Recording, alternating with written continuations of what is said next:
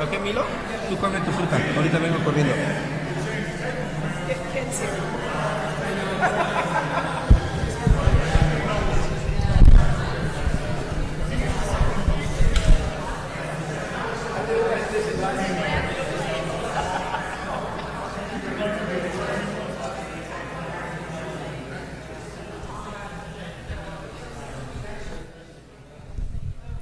Good afternoon, everyone. Good afternoon. Well, this is church folk. The Lord be with you. Also with you. See, good church folk. We're going to be starting in a few minutes. We have some people who are coming in. Make yourself comfortable, grab some food. There's more than enough food here for you. But just give probably about 5 minutes or so, we'll get started.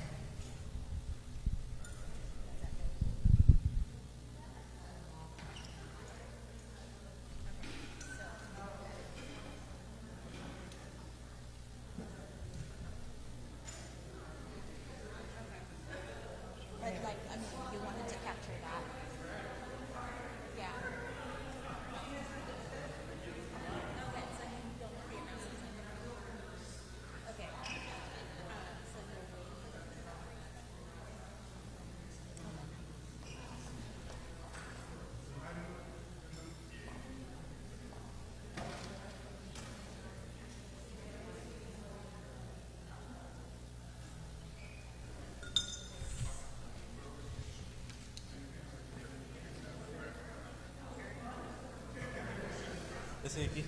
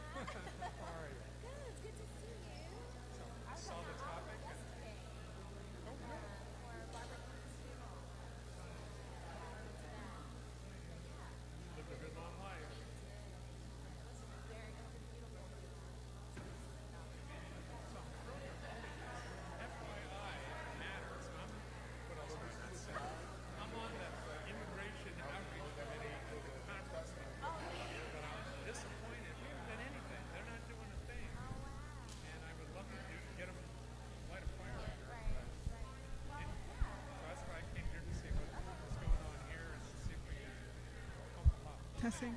That's a side. Okay, anyway, thank you.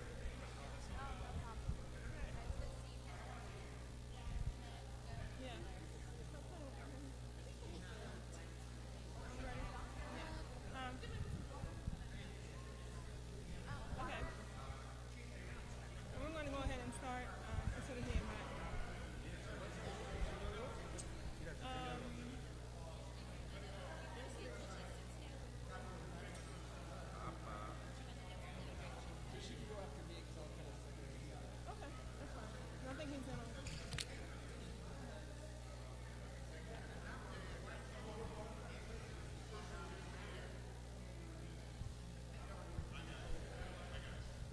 Testing.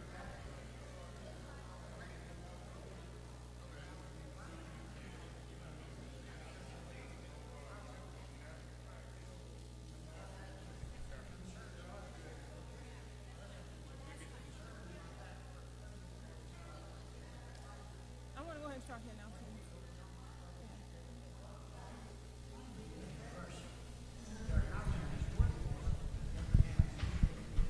Good afternoon. Good afternoon. Thank you. Before we get started, a few words of gratitude are in order. I want to thank the members of the FaithJustice team, especially those that were instrumental in organizing today. Margaret, where is Margaret? Hello, our hospitality and catering guru. Thank you for your efforts today, as well as Reverend Chinda Ennis Lee, our program manager extraordinaire. And also welcome to the FaithJustice communications team, Reverend Kyne Thomas, who is videography and actually a dynamic filmmaker in our midst, both a Wesley grad and an MFA from American University in film. So we're excited to have him today. I want to also acknowledge some of our partners that are here. Erin McKinney with Just Neighbors, thank you, as well as Danielle Goldstone from Interfaith in the back, thank you. And I think we are ready to get started, so we can go ahead and start the live feed, and just let me know. Okay. Welcome to the Faith Justice Immigration Forum. We are excited and blessed to have with us today a dedicated group of immigration advocates who have really been on the front lines of fighting for justice and fairness for immigrants and their families and our communities. So we're gathering today to listen to them as they tell their stories, share their insights, and to see how we might support and engage with them in this work. But in this place, we also gather as people of faith. For us, the work of justice is linked to our sense of calling, a calling based in our biblical tradition of prophetic justice. In the Hebrew Scriptures, the commandment to welcome the stranger appears over 30 times. In the New Testament epistles, we hear of the importance of showing hospitality to strangers. And in the Gospel of Matthew, Jesus says, I was a stranger and you welcomed me. And that whenever you do this to the least of these, you do it unto me. Unfortunately, in our climate today, we have an atmosphere that is anything but hospitable for many immigrants and their families.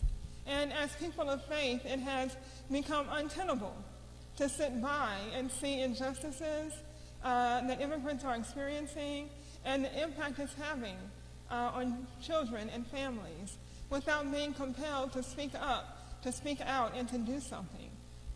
And so we hope that today will inform and inspire you with what is already happening and how you can join in the effort. And so with that in mind, I'm going to introduce our panelists. We have with us Rob Rutland-Brown, who is the Executive Director of National Justice for Our Neighbors. And their full bios are printed on your program, and we'll also make them available on our website. We also have Stephanie Barnes, who is Operations Director at Just Neighbors. We have Reverend Alexis Kassim, who is Associate Pastor at Little River United Church of Christ and a part of the DMV Sanctuary Congregation Network. And we also have Omar Angel Perez, who is the lead organizer of the DMV Sanctuary Congregation Network. And so please join me in welcoming these panelists at this time.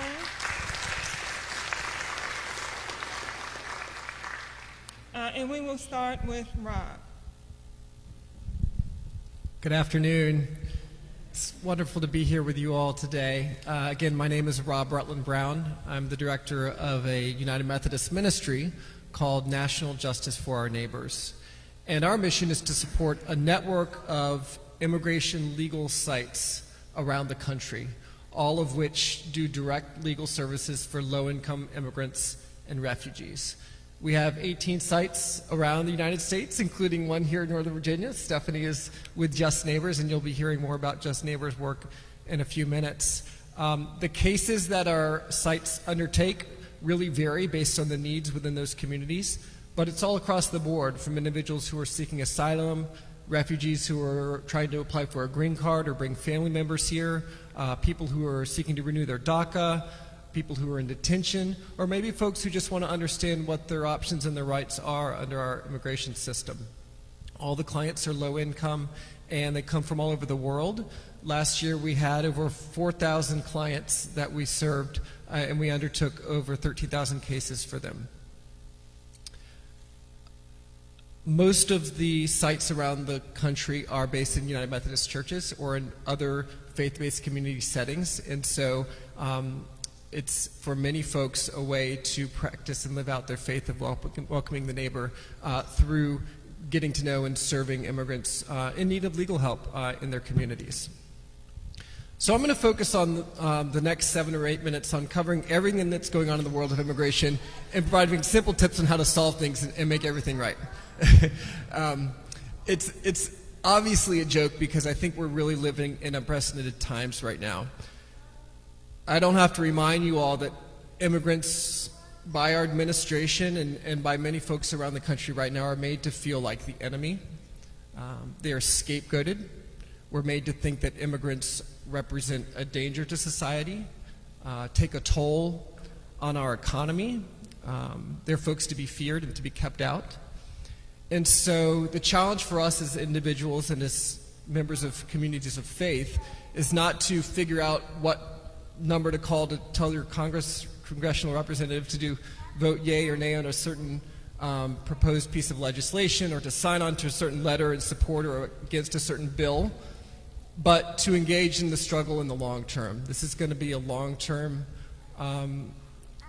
battle to really change the narrative of how we feel about immigrants and refugees here in this country.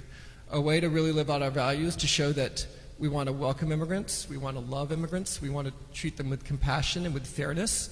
And for us at Justice for Our Neighbors, the way we live out those values is through making sure that families can stay together, in particular that children are not taken away from their parents, making sure that people have access to the justice system, especially vulnerable people who have been the victims of violence, including domestic violence, or face persecution back in their home country, making sure that people are not detained unnecessarily or for extended periods, making sure that people are not rounded up through ICE raids while they're at work or at home.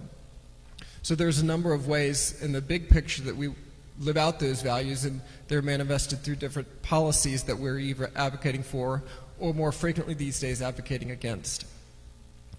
I do want to lift up a couple things in particular in the policy world that are of special interest to us and that might be to you as well.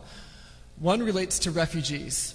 Now, as many of you know, refugees are a specific category of immigrants that are defined by a body called the United Nations High Commissioner for Refugees. These are folks who have been displaced from their home countries, either internally or to another country. So they live usually in refugee camps, and they're there for a period of years. And by the luck of the draw, many of them get accepted to go and live in a country that will bring them in, where they can stay and make a new home there and be safe from the persecution that they're fleeing. Currently, our world has more refugees since we've ever known, since we've been counting. We're at 25 million refugees around the world. But what's so discouraging is that this fiscal year that we're in the United States, 2019, we're accepting fewer refugees than ever before. We're at the goal for the year is 30,000, which is the lowest goal we've had. The average has been about 90,000 over the last 20 years or so.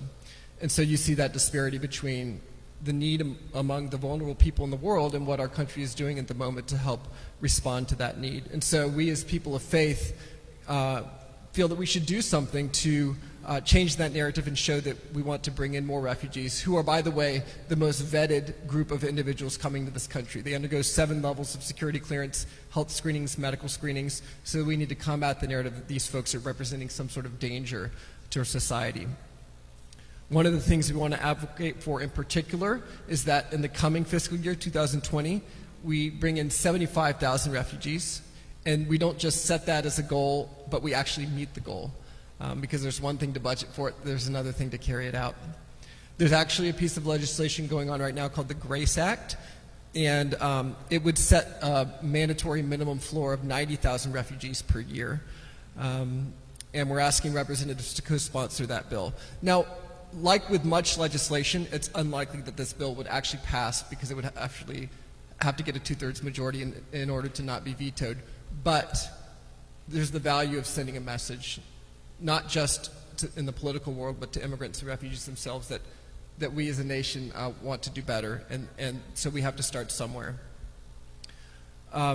Another thing to point out, coming up in June, on June 20th, is World Refugee Day.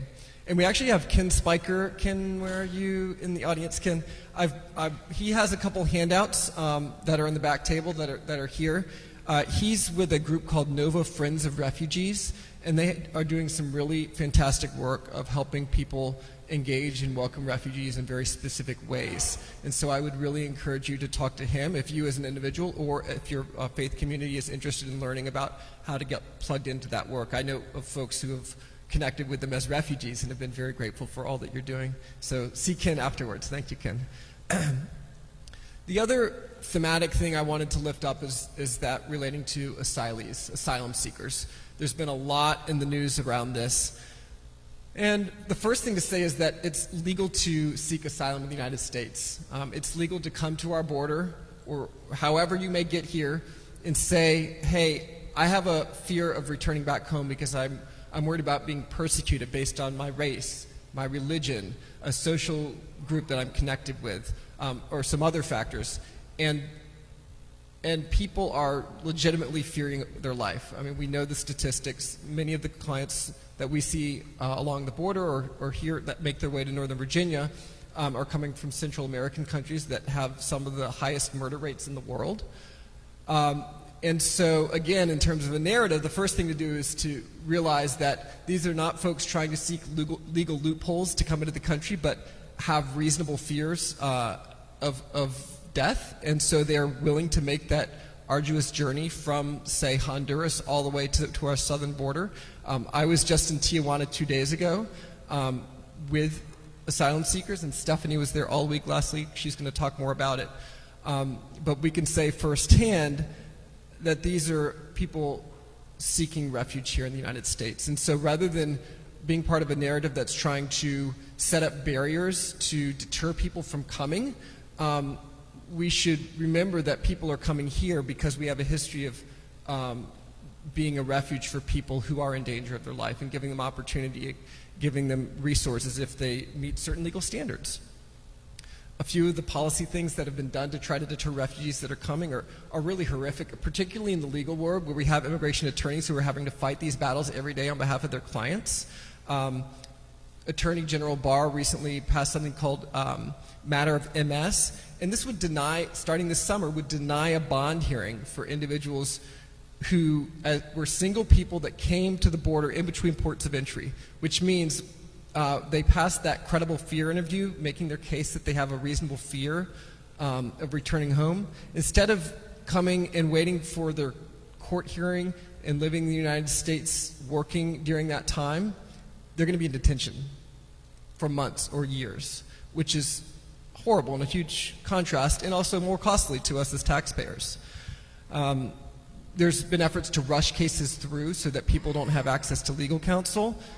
The administration is now looking to charge fees for people seeking asylum, which on the face of it doesn't make sense because they're literally coming with the shirts on their backs and nothing more. There's efforts to keep them from being able to work while they're waiting for the asylum claims, which also doesn't make a lot of sense from a policy perspective. Then there's also this program called Remain in Mexico that's been dubbed the Migration Protection Protocols, which means that if you come to the border and you're found to have reasonable fear of returning home and you have an asylum court case coming up, you're actually being sent back to Mexico to await that court hearing. Without access to an attorney, without access to a job, a place to live. In the shelter that Stephanie and I were just visiting this past week is seeing some of these people being sent back. There's been over 3,000 sent back as of April 29th. And as with many policies lately, the legality of this is in question, and so it's in the courts. But in the meantime, there's people that are suffering. So we like to see investment in long-term strategies to help address these issues, including more judges so that we can deal with the overwhelming backlog of asylum cases, not rushing them through, but making sure that people have access to attorneys and then can have a court date within a realistic time frame. And also recognizing that as long as there is violence and people are fearing for their life in these countries, they will continue to come, no matter whether there is a wall, no matter how high it is. They are going to seek to be safe and to keep their families safe. And so we need to invest in infrastructure and policies that help make those countries safer, and so that people won't find the need to leave in the first place, because they want to stay home, but they also want to be safe, and we need to remember that. So during the Q&A session, I can touch on more policy issues. There may be things of particular interest to you or your congregations, and we can talk through those. But I guess I'll just end by saying, again, this is a long-term effort in order to show our values of being hospitable to our immigrant brothers and sisters. We should all be looking for ways to educate each other in our communities about what's going on, looking for ways to advocate, even though so many of the issues that we're dealing with are in the administration and the executive branch, which can be more challenging. There are ways to put pressure on the decisions that are being made. And then finally, we should look for ways to engage, to get to know immigrants within our communities, listen to them. What do they need? What would they like from us, rather than assuming that we know what's best? And so I think any efforts, and I'm sure we'll hear of others, in which we can build those connections and build those personal relationships are something we should be striving for. Thank you.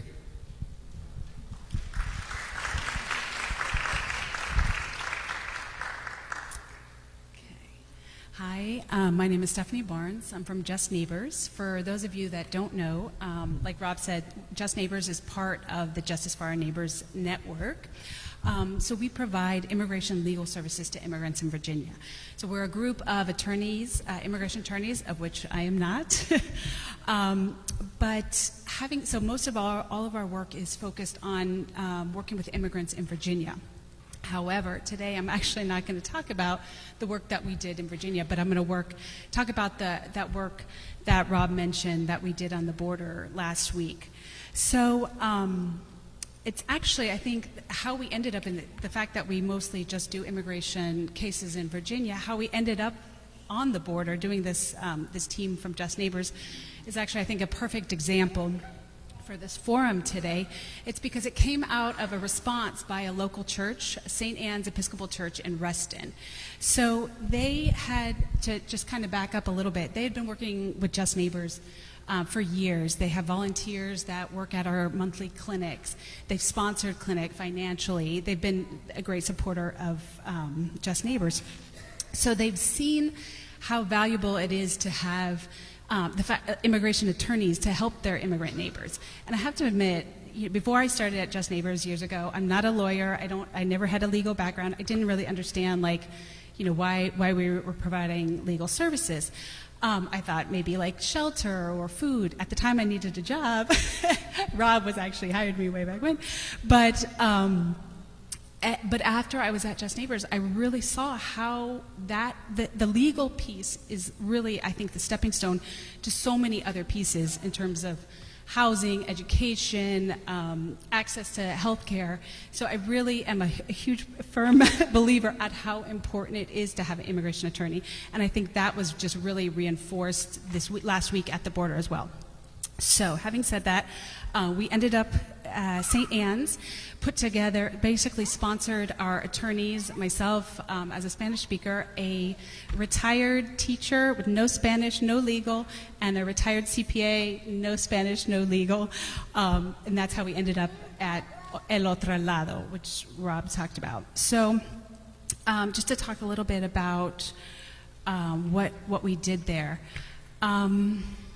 So we started, El Otro Lado is a group of, and they're working with asylum seekers on the border. So we started at 7 a.m. on the border, and every morning we would go out. And Rob kind of mentioned a little bit about this process. There's a list. So as Rob mentioned, it's the legal right for anyone to arrive on the U.S. border and say, I'm scared to go back to my country. Because of the backlog, which it's like 860,000 cases backlog. And when Rob said one of the things that we need to do is push for more judges, I can't stress that enough. We need to push more judges. So because of the backlog, there's this informal list on the border, and it's literally a paper notebook that the migrants themselves are handling. So every day, it's about, it depends, 200 to 100 people put their names on La Lista. And again, it's an unofficial list. It's not recognized by the Mexican government, by the U.S. government. It's just this list that people can get in line. So, so every day that happens, and a lot of people, there's a lot of, you mentioned the attorneys there's a lot of injustices that are happening. So it's really important to have a legal staff that's kind of observing, just watching what's happening with this list. Our attorneys, while we were doing some of that, the biggest thing that we were doing was giving legal advice, giving sessions to the migrants that are working. There's no one at this list, there's no one to explain about how the immigration system works. There's no one that even, it's just this line, and people walk up and they want to ask questions, but the people that are running the list are just the migrants themselves. So there's no explanation about how the system works, what happens if your number's called, anything. So that's one of the things that we were down there.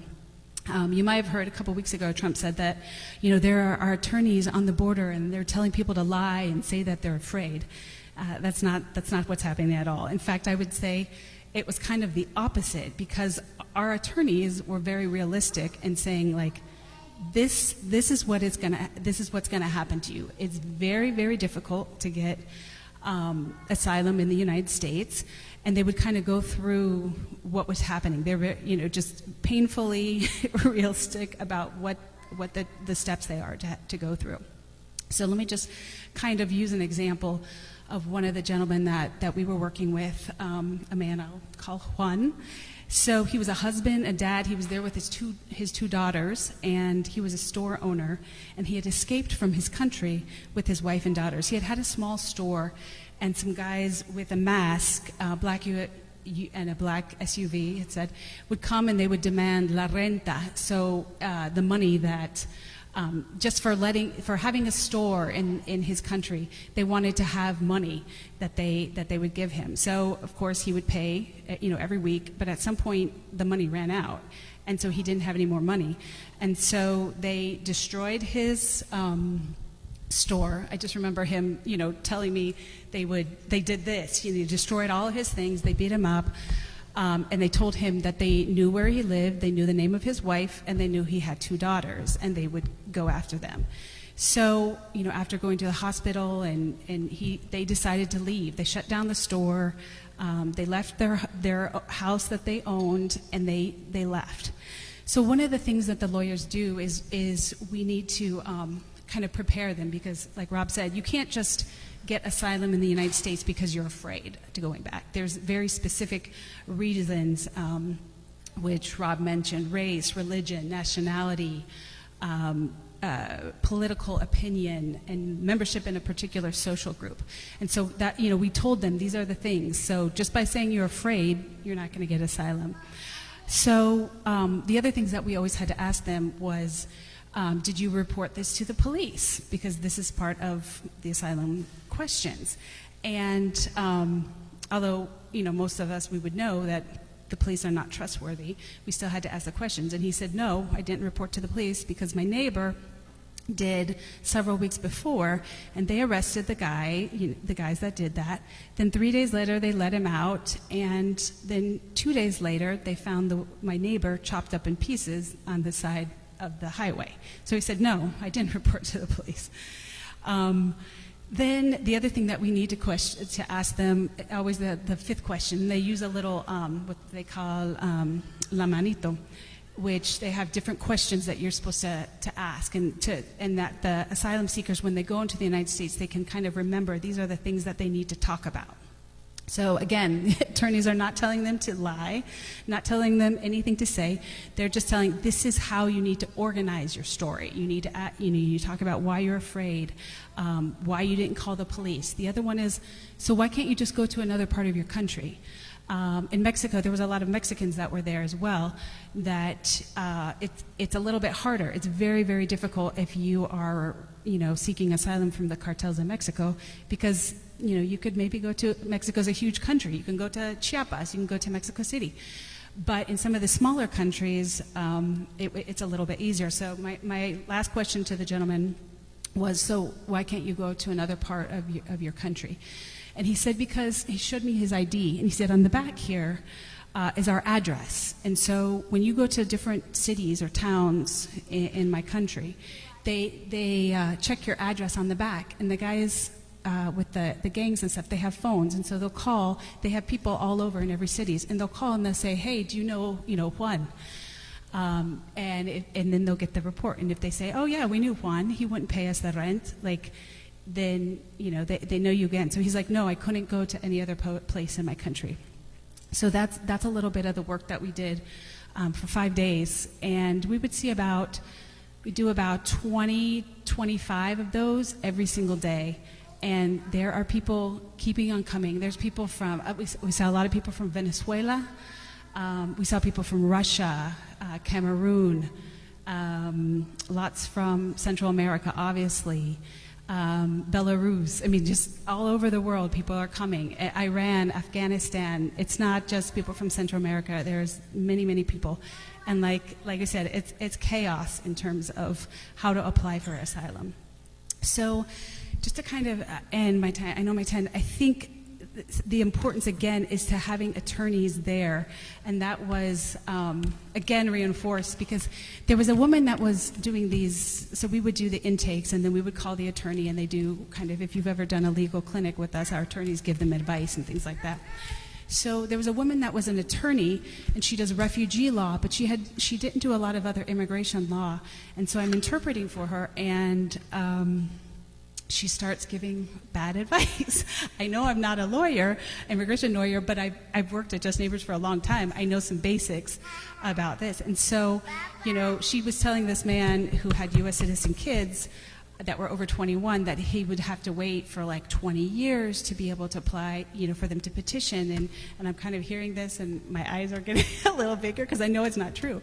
So I just said to her, lightly afterwards, hey, you just might want to check with Dominique, who's our attorney, just to check on those details. I didn't want to tell her right to her face she was wrong, but she was giving this man advice, legal advice, that was wrong. So we worked it out. She went back to the client, and she said, you know what, I'm wrong. But she said to me afterwards, you know what, I've told like 2 other people that in the past few weeks, that wrong advice. And she's like, sometimes I feel like I'm doing more wrong than good.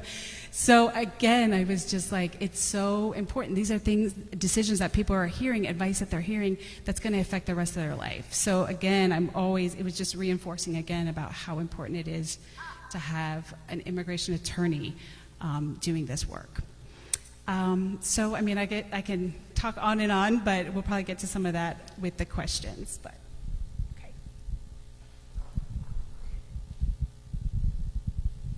All right, hi everyone. My name is Reverend Alexis Kassim. I bring you greetings from Little River United Church of Christ, just down the street here in Annandale. And we're going to switch gears, I guess, a little bit. I'm going to talk a little bit about what it's like to be a pastor in this work and to lead a congregation in this work. So I sort of got started in the world of immigration advocacy through an invitation. I'm ordained in the Disciples of Christ denomination, and our minister for refugee and immigration is here in D.C. And it was my first year in seminary. I was on spring break. I was back in town, and she invited me to just be a part of a team with a group called the Interfaith Immigration Coalition. And they were doing a training about how to have a successful legislative advocacy visit with a team of people of faith. So I said, okay, I'm on spring break. I might as well go and check this out. And one of the other participants in the group was a man from Cambodia who had lived in the D.C. area for over 20 years. And he had been in and out of homelessness pretty much that entire time because while he was able to get asylum here somehow, his wife and his children were not. and he had spent his entire life savings on the paperwork and representation, but had gotten it lost in sort of the immigration backlog. And he told us that his wife and his children had died recently before their case could be resolved. And that just made me completely heartbroken.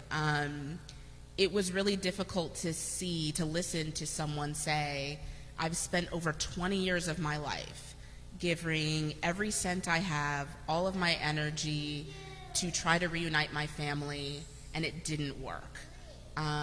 Many tries and many failures within our immigration system.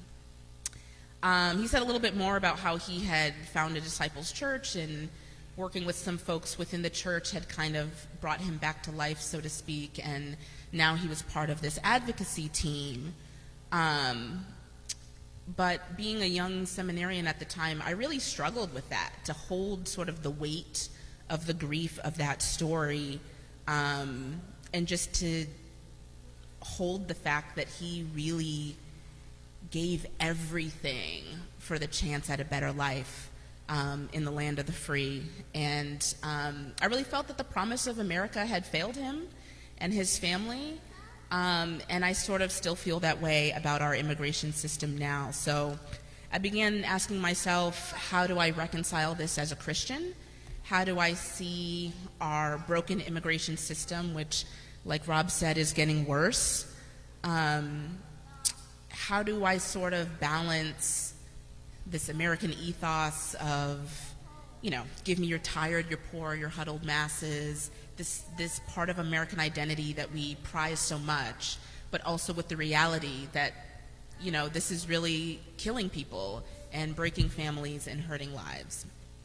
So fast forward about 9 years, here we are in 2019, and I'm pastoring a church that is an active part of the DMV Sanctuary Congregation Network, which Omar will talk about in depth in a minute. But how did that happen? Like, how did we get involved, and how does that work? So one of the things I can say about my own ministry is that I'm really intentional about being honest with them. Little River UCC is a great congregation. It's diverse in a lot of ways, but it is majority white, majority middle class, affluent families who aren't personally touched by the topic of immigration. But I'm honest with them. I'm honest with them about my own life as a woman of color in an increasingly hostile world. I'm honest with them about what it was like for me personally to go through the immigration process with members of my own family, and just how difficult that is, how it feels to grind yourself to the bone, to afford multiple rounds of this process, to try again, knowing that the fate of your family really lies in the hands of the government and strangers. I'm honest with them about talking about what's happening to our neighbors, that folks are disappearing, that children are losing their parents, that the levels of trauma that is reported in our local schools is skyrocketing.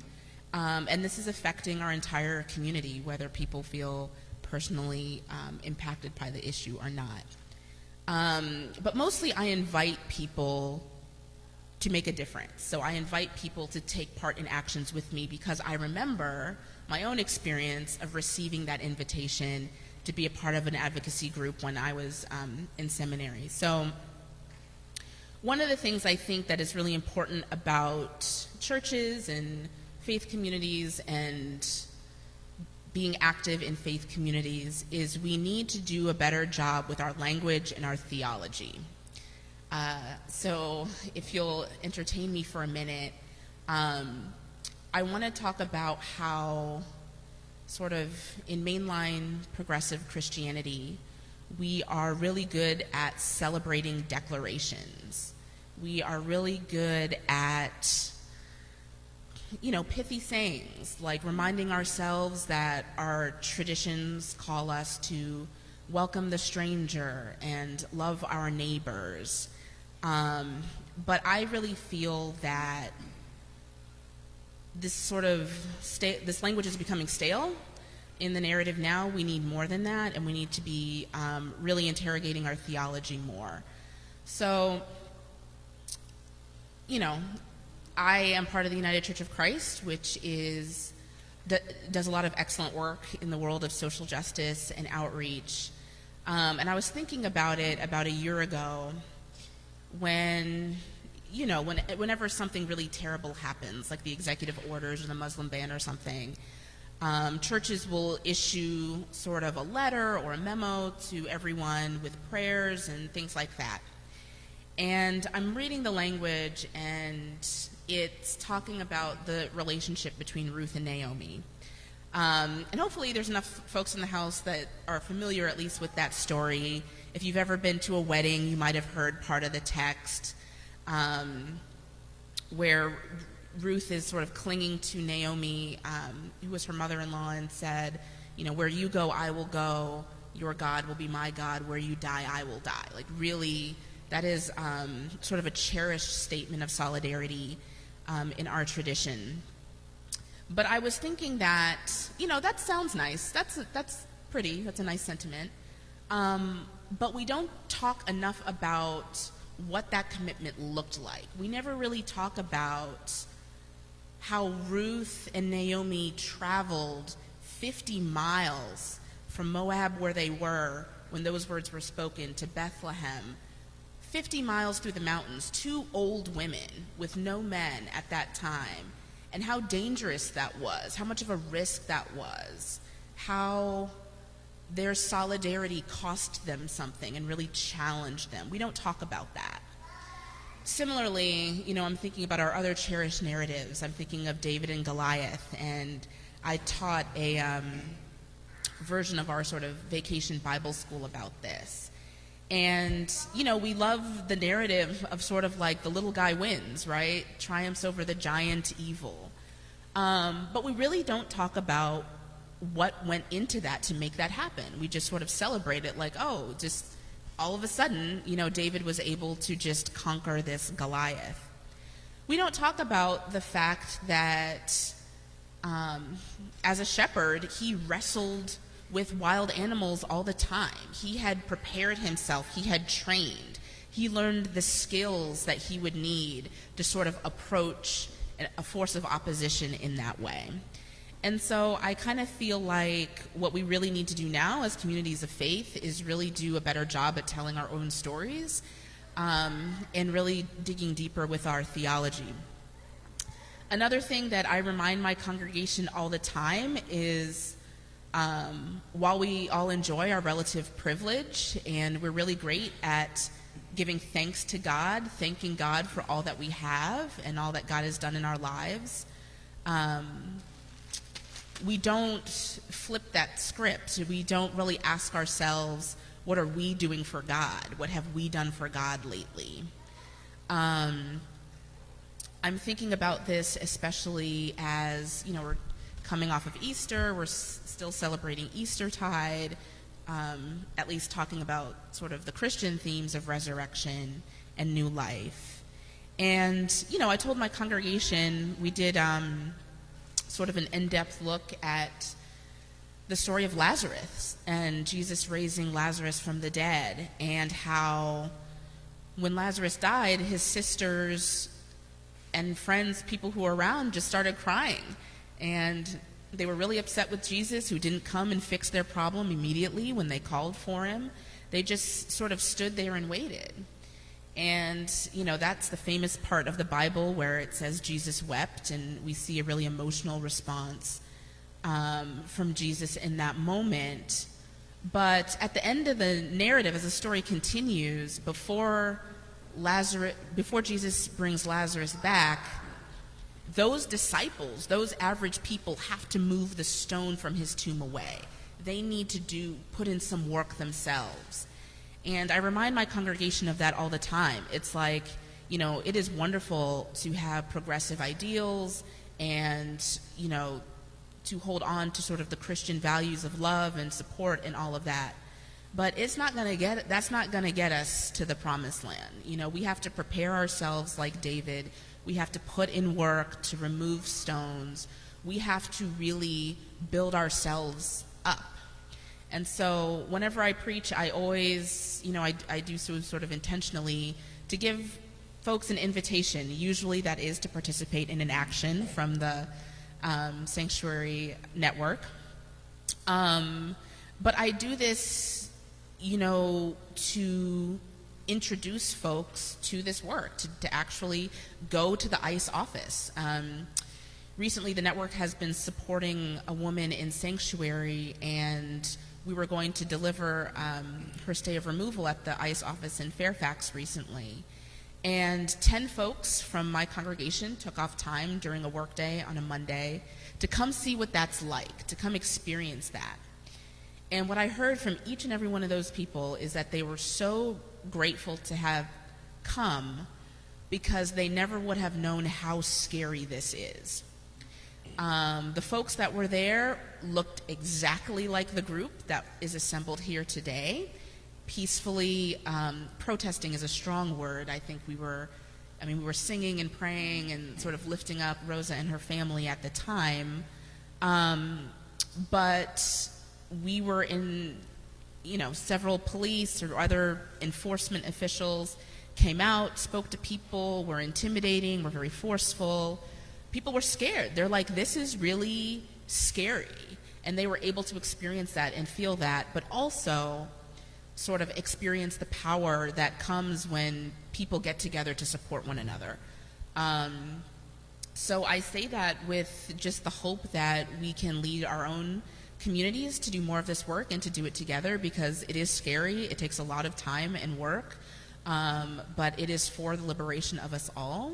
I really believe that in my heart and hope that you all do too. And I'm looking forward to our discussion later if anyone has any questions about that.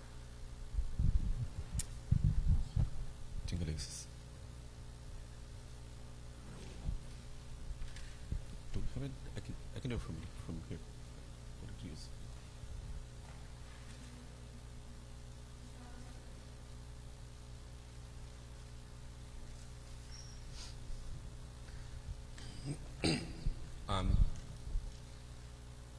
Thanks everybody for being here today.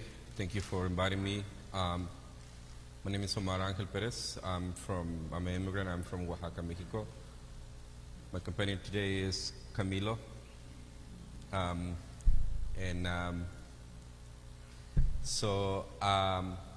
migrated to the United States in 2005.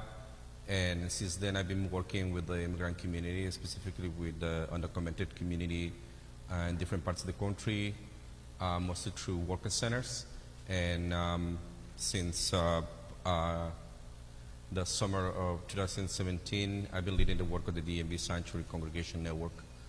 And the reason why I decided to do sanctuary work was because after this little guy was born, I just decided to stay at home and take care of him and don't work too much. But then the election happened, and I thought that it was part of my responsibility to be with my community and do something for my community, seeing what was coming for us.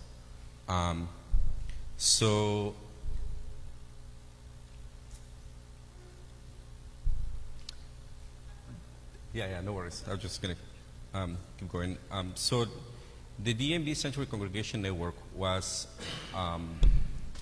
launched publicly in March of 2017 with the purpose of stopping deportations and defending the immigrant community. The network has 60, or we claim to have more than 60 congregations being part of the sanctuary work in the DMV area. And we are organized by regional clusters. So we have congregations in DC, in Montgomery County, in Pinche County, in Maryland, and here in Nova. Also, we have a cluster.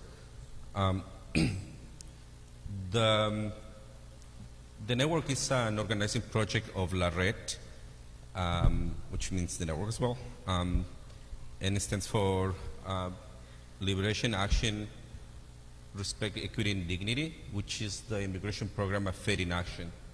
Faith in Action is the national umbrella organization. It's a faith-based organization.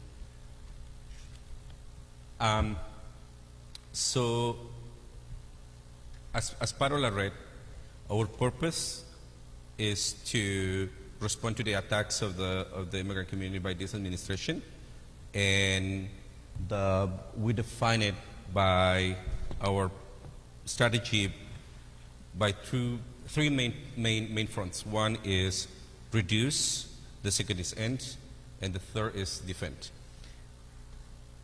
As we've heard, you can. I'm several slides ahead. You can just keep going. Yes, please move forward. As you've heard, right, this administration basically made its policy to directly attack immigrants, and for that, since the very moment Trump launched his campaign, he did it in an open attack to the immigrant community, to the immigrants. And since the first day he took office, he's been making a series of decisions to continue that attack and increasing the capacity of ICE, the Department of Homeland Security, to detain and deport immigrants. So if things continue as it is right now, we are going to face an increase on the militarization of the border, an increase of separation of families, an increase of detention and deportation, and incarceration. So when we talk about reduce, our focus is to, as part of our strategy or policy, to put pressure on the Congress to reduce the amount of money that are given to ICE to increase their capacity to detain immigrants, separate families, militarize the border, and incarcerate immigrants. So for that, we launched this campaign called Invest in Law, and the message that we're sending to the Congress is, from a faith perspective, that they should not invest on hate, but invest in love to our neighbors, love to our communities. Could you put the next? And this is an example what they could do if they invest in love, right? With the $22 billion the Congress gave to DHS, they could, among other things, build 1,383 elementary schools, just to give an example, right? So there is a lot of things that they could do, right, if they choose to do what is morally and politically correct. So the other front, it's end. Hey, Milo. And end, we mean end the collaboration at all levels between local governments and ICE, because we realize that almost 50% of the detentions and deportations start at the local level, where local police collaborate with ICE through a series of agreements like the 287G agreement. And just to give you an example of the contracts of the local jails, the purple dots that you see in this map are where the local jails have some common agreement with ICE, and they are detaining immigrants. The green ones are owned by private companies, and only the yellow ones are owned by our federal. So just to give you an idea how much money they are putting into this contract and how much money they are profiting out of the suffer of people. The other front is defend, and this is the focus of the DMV Sanctuary Congregation Network. So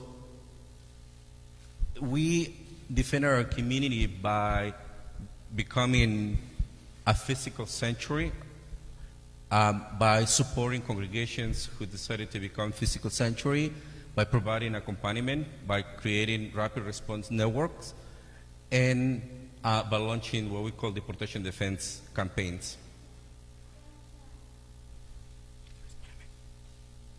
So these are the ways how you could be a sanctuary congregation.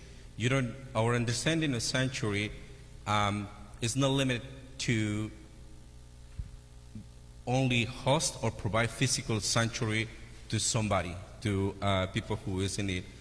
The network has at least 5 congregations who decided to become physical sanctuary, and we have 1 person in sanctuary right now in Bethesda in the DB area. There is another person in Charlottesville and another person in Richmond, but those congregations are not part of our network. We work together, but they are not part of our network. We create the rapid response networks, and these networks, their role is to show up whenever there is an ICE activity in the neighborhoods, or if there is anything happening that put the immigrant community at risk because ICE could come after somebody, or in a case of a raid, people can call to the home line that we have, and we activate the responders.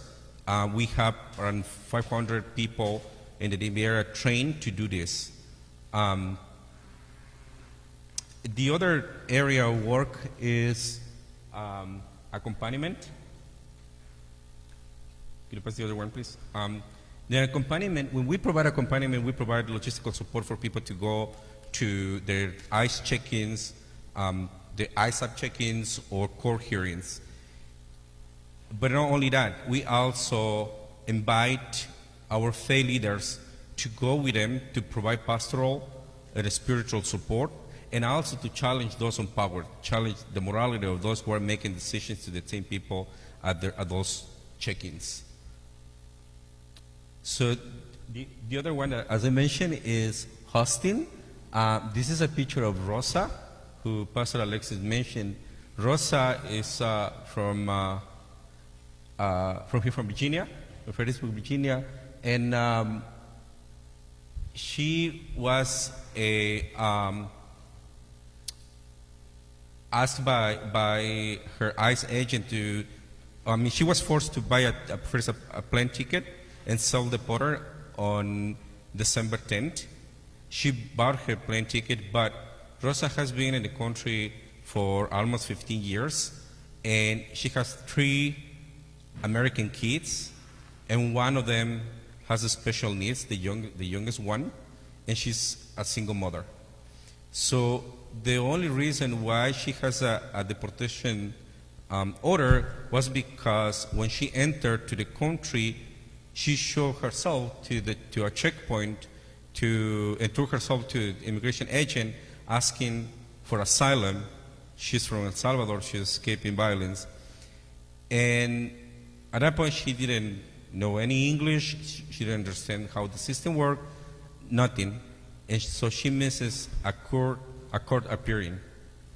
And when she missed that court appearing, she was ordered the deportation order, which she didn't know until 5-6 years later.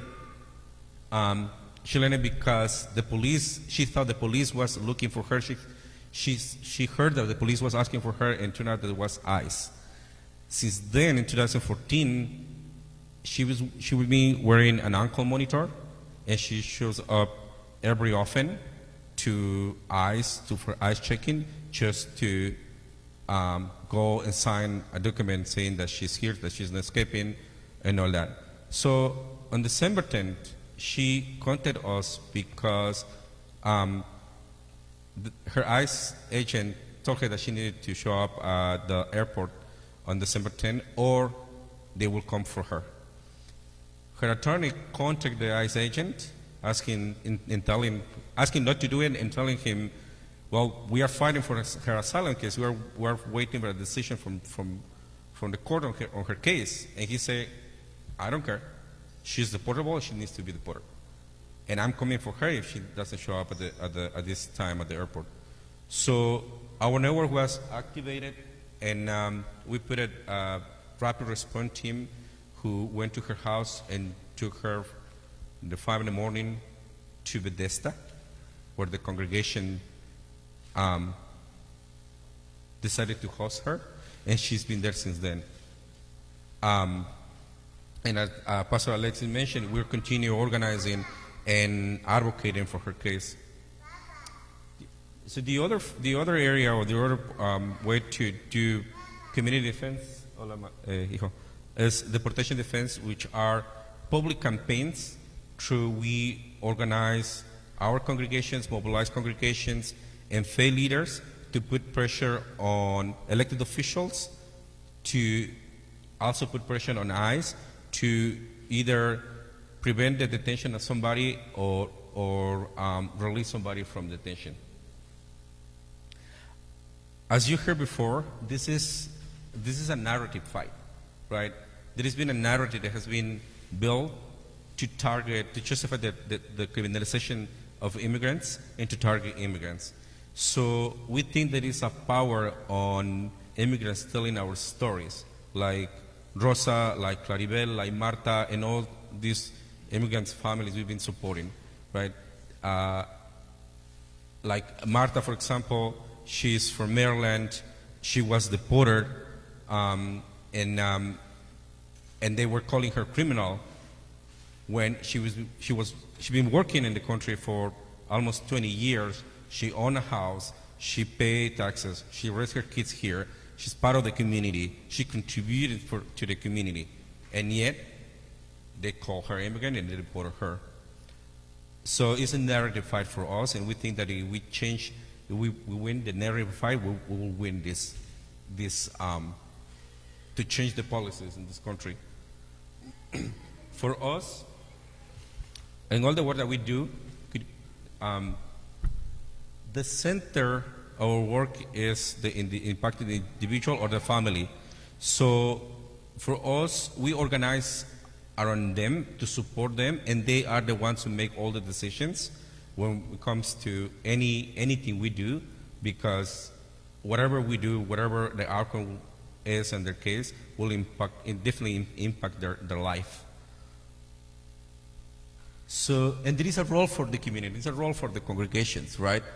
We bring this faith perspective to directly challenge those in power, and we have the power to influence, especially local authorities or elected officials, right? And there is a lot of things that we can do. I mentioned that at least half of the detention and the protection starts at the local level. Well, this collaboration exists between local police and ICE. And so this is something that we can do. We decided to do it, right?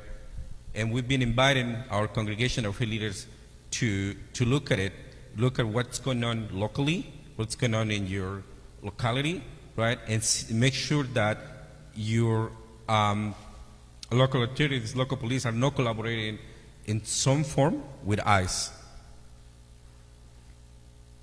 And as I mentioned, clergy, faith leaders for us play a big role in this, right? There are the voice of our communities, the voice of our congregations, and they could challenge ICE officials. They can talk with elected officials. They could become the voice of those who are targeted.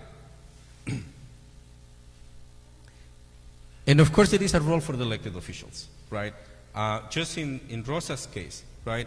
Rosa right now is fighting for her asylum case, and she's in sanctuary, and she could leave sanctuary, and if she's granted the stay of removal. We've been trying since December to submit the stay of removal, and the ICE office here in Fairfax declined to accept it because she's asking her to be present, which of course she cannot, because at the moment she steps out of the sanctuary, she will be detained, right, and deported. So, and then we try several times, and then they say, okay, so she's in Maryland, she should submit the petition in Baltimore. So we tried in Baltimore with the same result. And here is the thing, right? We've been advocating with her, we've been meeting with elected officials, especially the 4 senators, the senators from Virginia and the senators in Maryland. And guess what? they are just responding to us with whatever ICE is telling them. Like they're saying, oh, they say that Rosa needs to be present. And we're like, of course we know that. That's the point, right? We need you to advocate for our community. We need you to advocate for Rosa. We need you to advocate for our families, right? Because somebody needs to keep ICE accountable. And who's that? I mean, to me, this is Congress, right? Because ICE, to me, seems like he's out of control. And they are just doing whatever they want, right? So we've been trying to get Senator Kane, Senator Warner to directly intervene for Rosa, and we're struggling with that. And we know that they can do that because that's what, as part of the national network, that's what we've been doing in other parts of the country, and we've seen it, right? We have Congress members, senators coming to the check-ins with our community members. We have done in other cases here in the DMV area. We have the senators calling directly, calling ICE, saying you should not detain this person because I represent this person, right? But now with Rosa, neither Kane nor Warner want to do it. Why? I don't know. But I believe you from Virginia, who are from Virginia, have the power to influence them, right? To intervene directly for Rosa. So I just want to end by saying that there is an opportunity. There is an opportunity for faith communities. There is an opportunity for congregations, for the community in general, for faith leaders to intervene, to support, to advocate for the immigrant community. And specifically, I'll invite you to engage on Rosa's campaign, to advocate for her. Something that we're looking at is the sheriff races that are happening this year here in Virginia and some counties, and also next year there are going to be more, because these are the ones who are most collaborating with ICE. And if we could influence those races, we can prevent that to happen and get sheriffs who will be more open to work, not only with the immigrant community, because also this goes towards the police brutality against people of color, right? So there is an interest for the entire community, not only the immigrant community, to make sure that that we are electing local elected officials that are more aligned with our faith, I'll say. Also, if you follow us on our platforms, you will hear more about the Invest in Love campaign and opportunities to engage and advocate for that. Fix for All is a campaign where it's a coalition. It's where our congregations here in Northern Virginia are part of. And last year, they want to end the collaboration between the county with ICE, and now they are looking towards go deeper on that, because although the police are not collaborating with ICE, they are still sharing information, the database that they have of immigrants, with ICE. So we're trying to end that too. And that's it. Thank you.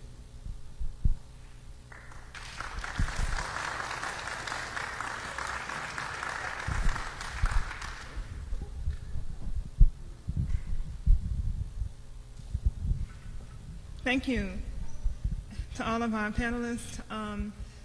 Before we open it up for questions, I just want to say that we're going to make Omar's slides available on our website, as well as links to all of these organizations if you want more information. And also, I think there's a microphone on the other end of the table that we can use so that we can share during the question and answer portion of our program. So we're going to open it up now, and are there any questions at this time? Yes, Jack? It's interesting, we have many places in the United States with zero population growth, particularly in rural areas, and people are reproducing less, and the workforce is projected to decline. It seems like in terms of national policy, there's an opportunity there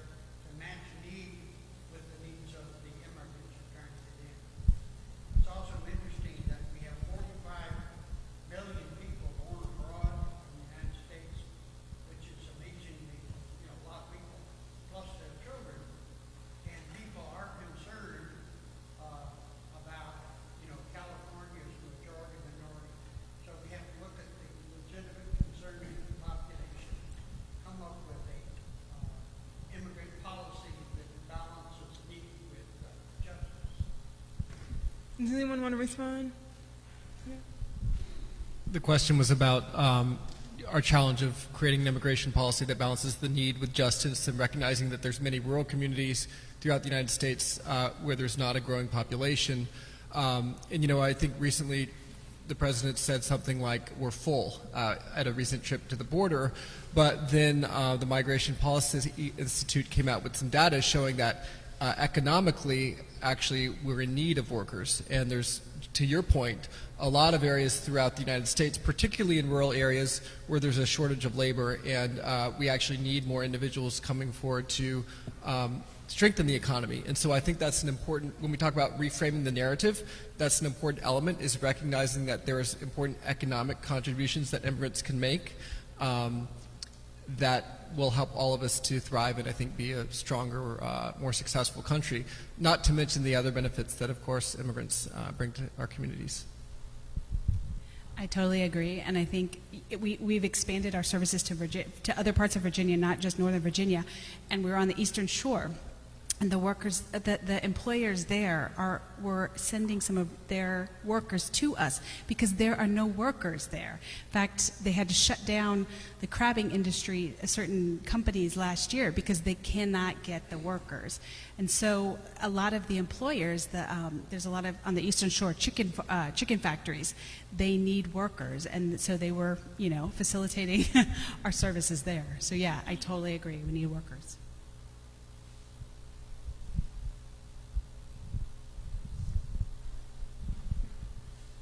Yes. You want a microphone? Sure.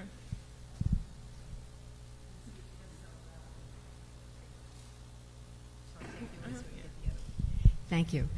My name is Mary Bullock, and I live in Goodwin House at Bailey's Crossroads.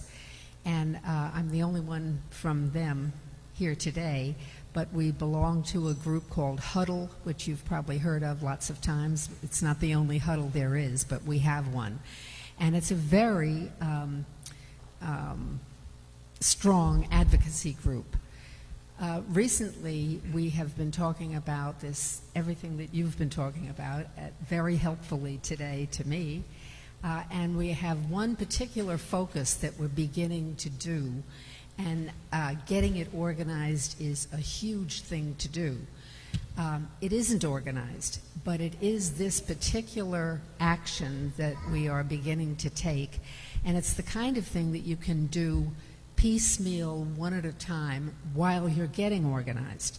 And that is to address everybody involved, and we're starting with the Congress of the United States. That would be 535 people. And what we are appealing to them to do is to find out and to let us know, where are the children, those children who have been separated from their families. The numbers change every time I look at the ACLU or the International Refuge Committee or Human Rights Watch. There are all different ways to look at it. But it is in the thousands of children who very likely will never see their families again. Their parents and families have been deported. There are not records to say where these children and young people under the age of 21 have gone. Recently, a judge has required that the White House turn over records by September of this year, that is 6 months from when this order came down. The White House requested 2 years to provide records. No, it'll be 6 months rather than the 3 months that we first asked for. So, first of all, we know right at the outset that we're never going to get everything we want. But one of the things that I think is the most important thing to do is to focus personal, individual attention by everybody we can address. Where are the children? Where did they go? Where are they now? There's a map that came out on USA Today, and you can tap on a thing and it'll say, South Carolina, foster care. But nobody knows where. There are not records, or there are records that we don't know about yet. So what I would like to request is something that can be done without our all being together as one organization. But if you would be good enough to find the name of your congressional representatives from your state, and that's easy to do if we're all from Virginia, which we're not, and your senators, Kane and Warner, and write to them on their websites and say, where are the children? What happened to how can we find out where the children are? I think, I counted about 35 people here, and everybody here, and you all have organizations, and we all belong to organizations. It's a way to be heard from in, the water dripping method on a stone, which makes a difference. It can be a long-term plan, and it can be a very short-term plan. We can all do something today and tomorrow and the next day, and it doesn't need to take more than 15 minutes to get the computer on the email or make the phone call and leave a message. Last thing I'll say is, years ago there was a Senator, Paul Simon, in Illinois, who died since then. And he said one time that when he heard from more than 10 people on any issue, he paid particular attention to it because he knew he was going to have to vote responsibly on something that there was interest in. 10 people got him going. Well, look at who we are and look at what we could do by way of hammering our own representatives. Where are the children? And with any story you want to tell. I happen to work in a food bank where people say to me, oh, no, my husband's not here anymore. He was deported. And people are living with it as though, well, this is something that happened to us, but if you give us food, that'll be a little bit better. We could do more about it than we are. And I think if we could do this, I think that would be great. So thank you very much. Does anyone want to address family separation? I just want to add to that. Thank you so much for what you're doing, Mary. I flew in last night from Mexico, got in around 1 a.m., and I had this little thing, my luggage, so that if my suitcase was missing, there was a number connecting me to my suitcase. That wasn't set up with the family separation. It was so simple to have done that, and it's really unconscionable. But the thing I want to add is that, incredibly, the administration is thinking of restarting something similar through what's called binary choice, which would mean that familial units that are coming across seeking asylum together could either choose to be incarcerated together or have the parents be incarcerated and have the children be separated from them. So we have to not only ask where the kids are, but we have to demand that it never happen again. Thanks. I would even say, extend it to say that it's not happening. The administration says that it's not happening, but it is happening, and the people on the border will tell you it's happening. One of the things that we did when we were there is we'd have the parents fill out a form saying that they would not give the right to separate their kids, and they have people that said that the ICE officers or the CBP would rip up those documents when they were detained. So it is not only do we need to look for them and find it, but we need to stop that they are separating now. So yeah, one of the other things that we would do, so when the families were called, when their numbers were called, we would take a Sharpie and we would write on the kids on their either on their arm or the neck where they can't watch, we would put the name of the parent and their date of birth, so that if the kids get separated, that they would somehow be able to come back together. But again and again, that was the biggest fear of the parents. We would tell them, look, fill out this piece of paper, this is what you should do, and they would say, well, are they going to separate more kids? And the thing is that we couldn't say, no, they won't. It's legally they're not, it's the law that they can't take. What we had to say is, no, they are not supposed to, but that doesn't mean that it's not going to happen. And that was their biggest fear. And, again and again, the guy was like, well, what else am I going to do? I would sacrifice that because I can't go back. So even with that fear, the biggest fear that they all had, what are their other options? So thank you for your work.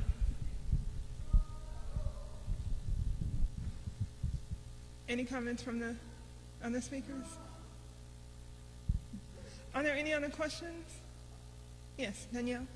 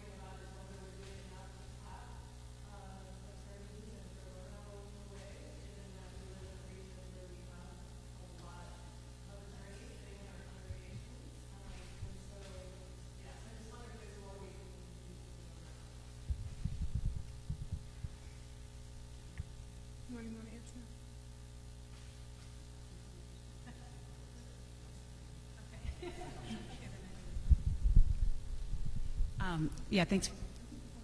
So I think there's a lot of questions in there. What can we do, like affirmatively, and then also just the piece in terms of the immigration attorneys. What can non-immigration attorneys do? I mean, like Rob said before, more judges. I mean, we put all that money that he wants to put in the wall, put that into processing and more judges, more staff at all the different immigration offices. I think that there's a major thing that needs to be done. I'm right on about the pro bono attorneys. You know, we need them. Again, so when I go to a lot of these organizing, you know, with DMV and Sanctuary, and there's people like wonderful people doing all sorts of things on different levels. Here in Virginia, we have a group that meets the buses every day to welcome the immigrants that are coming in. There's people arriving here every day, so just welcoming and giving them some food and helping them find their family members. That's one thing. Advocates, I mean, advocacy. I mean, that is a huge one that we need to continue doing and that everyone can do. Some of the other things, like the accompaniment that you guys are doing, that's something anyone can do. I mean, you need to take off work. And so if everyone could take one day off of work, that's something we could do. I think even like normal people going down to see, I don't know if you can put that slide up. Perfect. There's all these border immersion programs or border awareness programs that are happening at all different points. And this is if you want to know what's happening in terms of asylum. There's all sorts of, like the Vaughan, Arizona trip. That's if you want more of a Methodist base or a religious base. There's border links. Just becoming educated on what are the issues. I put a really good, if you do podcasts, This American Life, and I have some printouts here of this too, a great way of what's happening on the border to find that out. But encourage, if you know attorneys, especially anyone that knows immigration law, they are needed. Right now, for an asylum case, for example, it's easily about $8,000. So what the thing is that the attorneys would say, after you go through all this stuff on the border and you're detained, you know, you go to the ice box, you go to what they call the Perez, which are the cages, and then you go to the detention center, all of that, you still haven't asked for asylum. So after you get out, or if you're detained, you need, this is the irony of whatever would happen every time, is they're like, okay, it's very hard to get asylum, but after you go through all this, that doesn't mean that you have asked for asylum. You still need to fill out a form. And they would say, because there's not enough lawyers, they would say, you don't need a lawyer, but we would encourage you to get them. But the fact is that 90% of all the applicants that don't have attorneys that apply for that asylum are denied. And even half of the people with attorneys are successful in applying for the asylums. So I know people say, yeah, what can I do as not an attorney? Support other attorneys, get pro bono attorneys, donate, fund attorneys. What is needed again and again, what I'm hearing from ESL teachers, from social workers, from people meeting the buses, everything, yeah, that's great. We can welcome them. We can do all this stuff. But what they need is an attorney. So I'm a broken record about that. Sorry. The one thing I'll add about big picture ways that we can make change, vote.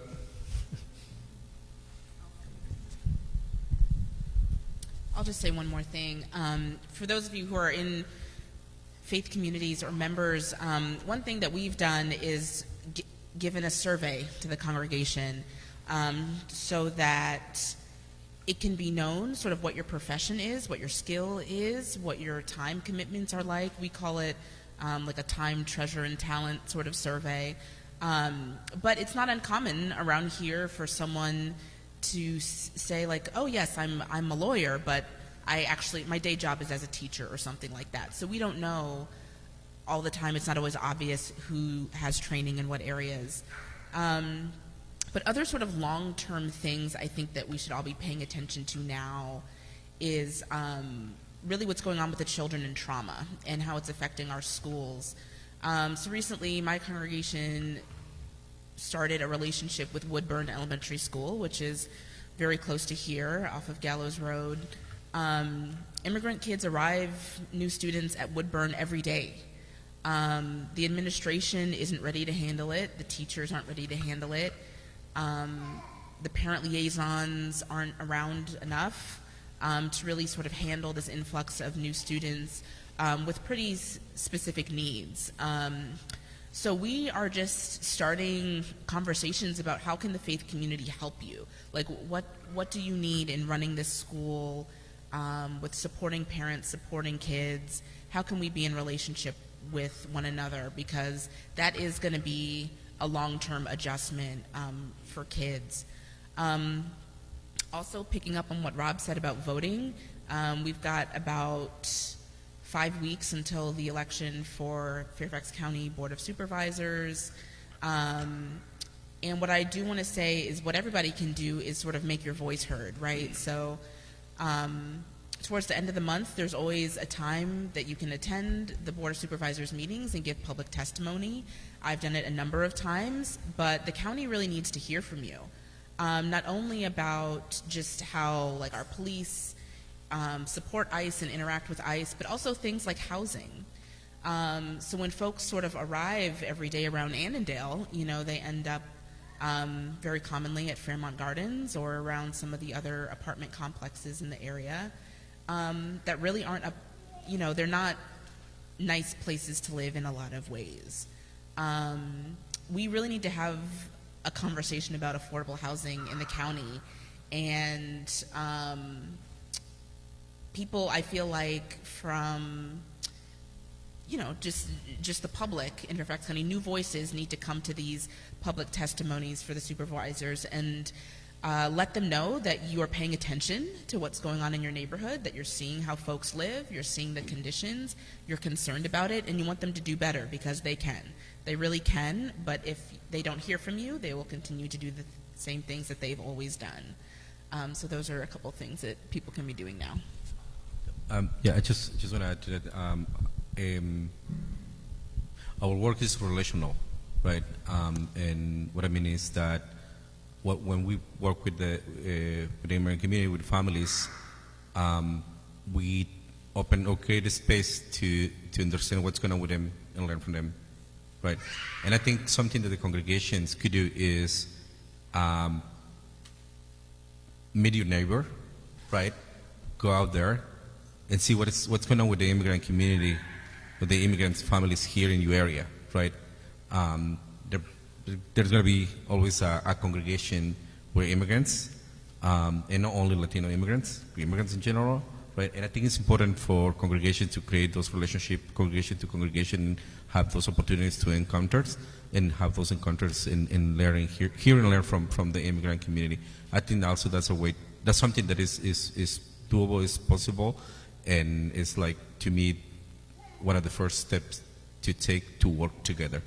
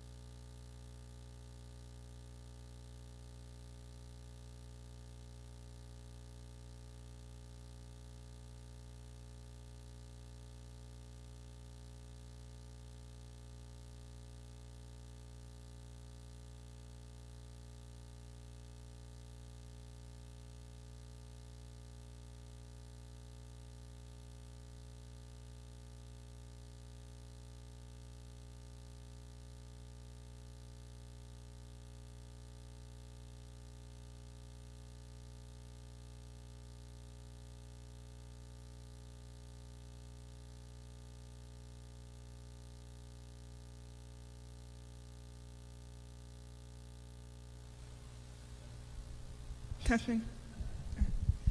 I'll just add another response to that, and I think the Immigration 101 gets to this as well, that opportunities, educational opportunities, including like this forum, for example. The FaithJustice Forum started here in Annandale, and at least earlier on, it did attract a more diverse group of people to sort of discuss things. And then attract those who weren't even open to having their minds changed or open to hearing something new. But it did attract those who were interested in having the discussion, interested in learning more. And I think sort of in this climate, we do want to be sure to continue to have conversations with people who may not agree with us or who may not, some people just aren't sure sort of where they stand on things. So I think the more we can educate people, the more we can have conversations, we will begin to make some progress. But again, that doesn't apply to those who just aren't open to having a conversation and who already have their minds made up in a negative direction about this. So I think we're going to have time for one more question, and then I want to let the speakers have a wrap up. But Asa or Dr. Lee? Thank you all so much for your contribution to this work. My question kind of dovetails where Vincent's point and connects to Kassim, and sort of the holistic approach. I think some of our advocacy groups are really good at drilling down on policy and making the mechanics of dealing with policy is very important, and aware of that, and it's really important work. But there is also the important work of recognizing the theology of our country, of our churches, the theology of our country, what undergirds policy. So in the advocacy work, how is the theological conversation coming in to say that there's a reason why children of people who do not look like certain other groups were housed in cages? There's a reason why the Canadian border is not policed like the Mexican border. And how is that being conversation elevated, not just in our house of worship, but in the halls of Congress, in the places where these policy discussions are happening? Because I think there's a lot of work that is rightly placed on our congregants to do this work, but our advocates in the halls and places and spaces where these conversations are being had, need to be addressed as well. In other words, the lawyers also need to understand the theology. Now that's my bias as a seminary professor, but still, the lawyers also need to be just as aware of the policy implications as well as the theological implications, because that's what's undergirding a lot of this, that overt racism, in fact, of what takes place around our government policy. So is this happening on a more substantive basis? I know the United Methodist Church has advocacy, all the major denominations do, but is this an ongoing part of our work in the advocacy?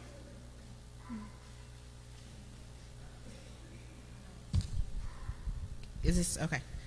Well, thank you for that comment. I'm glad you sort of brought it up first.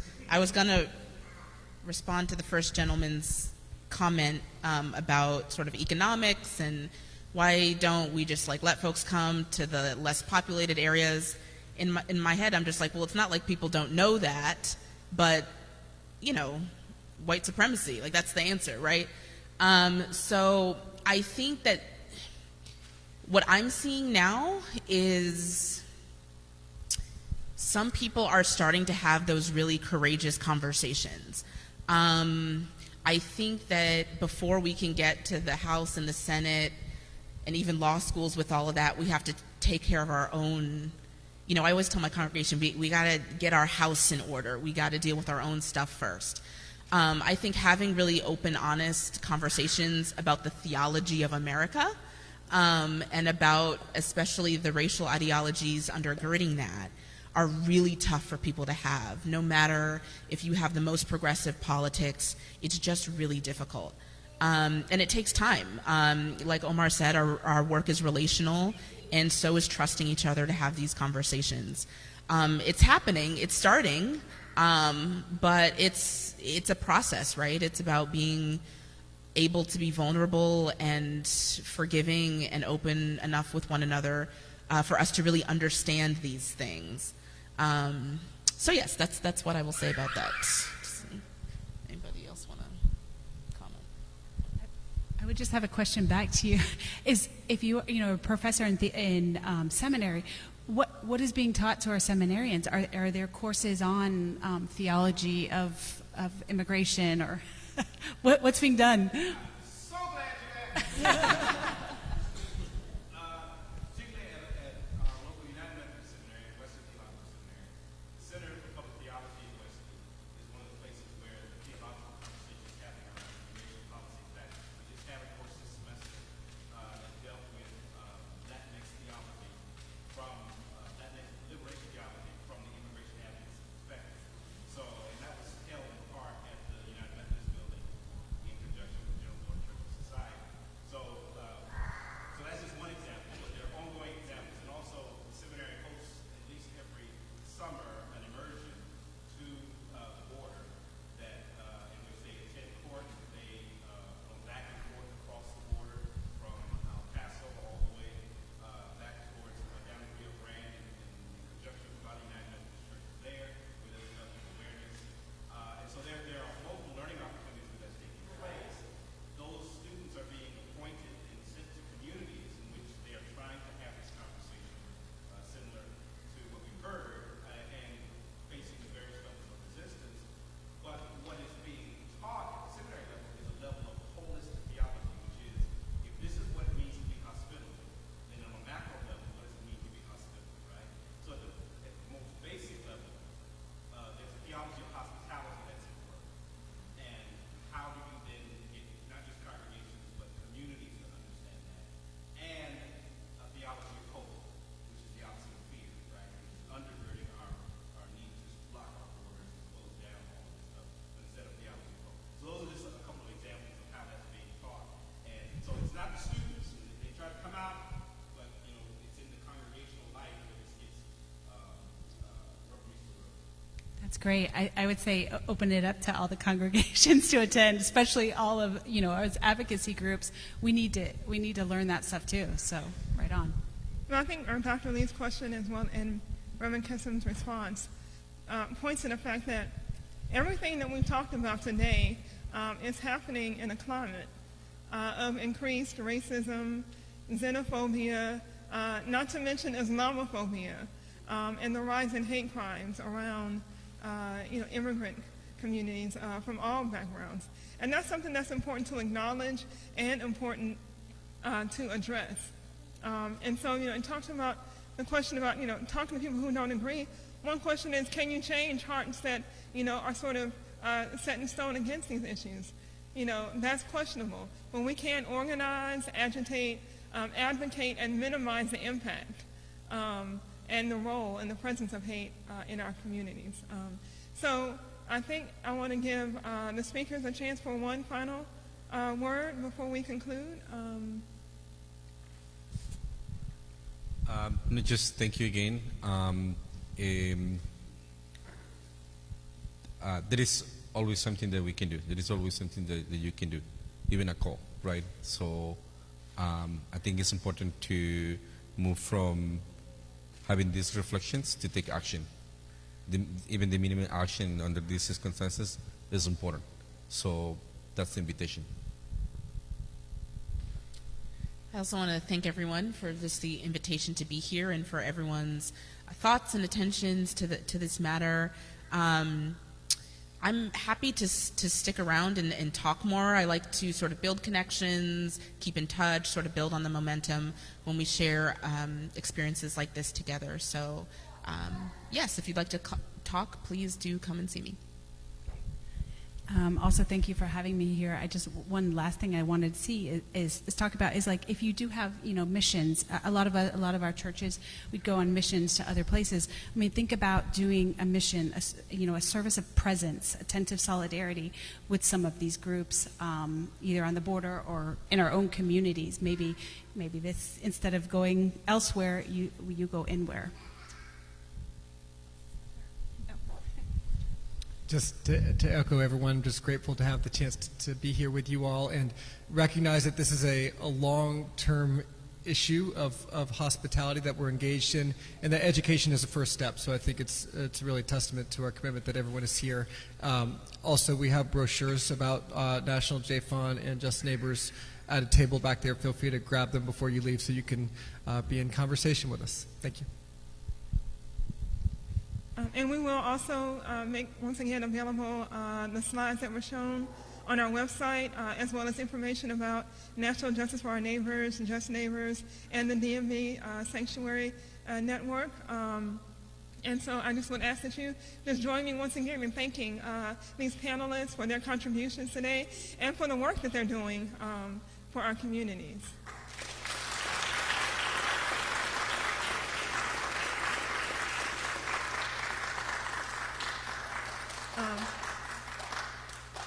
And several of us will be around if you have any questions. Thank you.